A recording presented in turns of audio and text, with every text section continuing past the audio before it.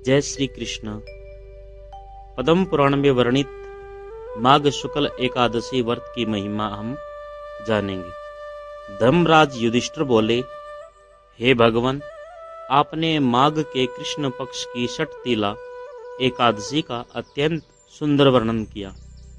आप स्वदेज, अंडज, उद्भिज और जरायुज चारों प्रकार के जीवों के उत्पन्न, पालन तथा नाश करने वाले हैं। अब आप कृपा करके माघ शुक्ल एकादशी का वर्णन कीजिए। इसका क्या नाम है, इसके व्रत की क्या विधि है और इसमें कौन से देवता का पूजन किया जाता है। श्री कृष्ण कहने लगे, हे राजन, इस एकादशी का नाम जया एकादशी है। इसका व्रत करने से मनुष्य ब्रह्म हत्या आदि पापों से छूटकर मोक्ष को प्राप्त होता है तथा इसके प्रभाव से भूत पिशाच आदि योनियों से मुक्त हो जाता है। इस व्रत को विधि पूर्वक करना चाहिए। अब मैं तुमसे पद्म पुराण में वर्णित इसकी महिमा की एक कथा सुनाता हूँ। देवराज इंद्र स्वर्ग में राज्य करते थे। अन्य सब देवगण सुखपूर्वक स्वर्ग में रहते थे। एक समय इंद्र अपनी इच्छा अनुसार नंदन वन में अप्सराओं के साथ विहार कर रहे थे और गंधर्व गान कर रहे थे। उन गंधर्वों में प्रसिद्ध पुष्पदंत तथा उसकी कन्या पुष्पवती और चित्रसेन तथा उसकी पत्नी मालिनी भी उपस्थित थे। साथ ही मालिनी का पुत्र पुष्पवान और उसका पुत्र मल्यवान भी उपस्थित थे। पुष्पवती गंधर्व कन्या मल्यवान को देखकर उस पर मोहित हो गई और मल्यवान पर काम बाण चलाने लगी। उसने अपने रूप से मल्यवान को वश में कर लिया। हे राजन, वह पुष्पवती अत्यंत सुंदर थी। अब वह इंद्र को प्रसन्न करने के लिए गान करने लगे, परंतु परस्पर मोहित हो जाने के कारण उनका चित्त भ्रमित हो गया था।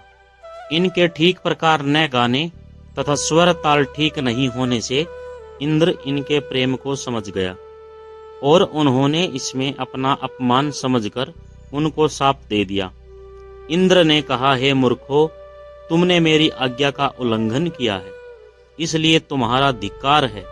अब तुम दोनों स्त्री पुरुष के रूप में मृत्यु लोक में जाकर पिशाच रूप धारण करो और अपने कर्म का फल भोगो। इंद्र का ऐसा शाप सुनकर वे अत्यंत दुखी हुए और हिमालय पर्वत पर दुख पूर्वक अपना जीवन व्यतीत करने लगे। उन्हें गंध, रस तथा स्पर्श आदि का कुछ भी ज्ञान नहीं था। वहां उनको महान दुख मिल रहे थे। उन्हें एक क्षण भी निद्रा नहीं आती थी। उस जगह अत्यंत शीत था। इससे उनके रोंगटे खड़े रहते और मारे शीत के दांत बजते रहते थे। एक दिन पिशाच ने अपनी स्त्री से कहा कि पिछले जन्म में हमसे ऐसे कौन से पाप किए थे जिससे हमको यह दुखदायी पिशाच योनि प्राप्त हुई है। इस पिशाच योनि से तो नरक के दुख सहना ही उत्तम है।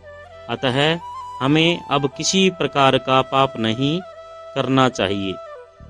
इस प्रकार विचार करते हुए वे अपने दिन व्यतीत करने लगे। दिव्य योग से तभी माघ मास में शुक्ल पक्ष की जया नामक एकादशी आई। उस दिन उन्होंने कुछ भी भोजन नहीं किया, न कोई पाप कर्म किया, केवल फल फूल खाकर ही दिन व्यतीत किया और सायंकाल के समय महान दुख से पीपल के वृक्ष के नीचे बैठ गए। उस समय सूर्य भगवान अस्त हो रहे थे। उस रात को अत्यंत ठंड थी। इस कारण वे दोनों शीत के मारे अति दुखित होकर मृतक के समान आपस में चिपटे हुए पड़े रहे।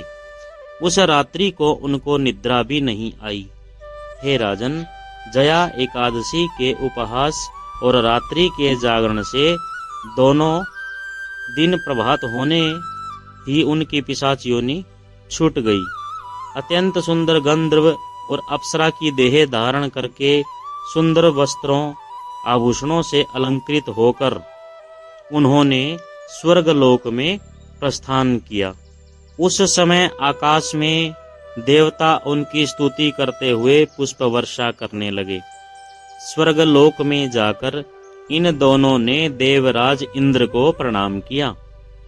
इंद्र इनको पहले रूप में देखकर अत्यंत आश्चर्यचकित हुए और पूछने लगे कि तुमने अपनी पिशाच योनि से किस तरह छुटकारा पाया, तो सब मुझे बतलाओ।